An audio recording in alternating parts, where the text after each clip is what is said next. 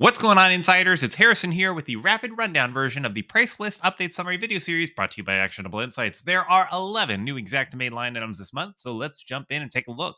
There are 3 new line items in the HMR hazardous material remediation category around detaching and or removing baseboard, HMR base B, HMR base D, and alike.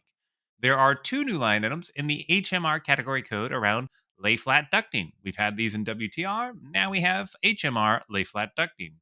We also have 2 new line items in the WTR water remediation category around applying mold or mildew stain remover. So look out for WTR GRMS and GRMSA. We also have 3 new line items in the masonry category around paver flagstones. We've seen pavers a few months ago, and now we have paver flagstones as individual line items. And lastly, we have a new line item in the fee category, fee FL for fuel per gallon. Lots more to come in the full price list update summary video series, summary video that will be released later this month in February 2024.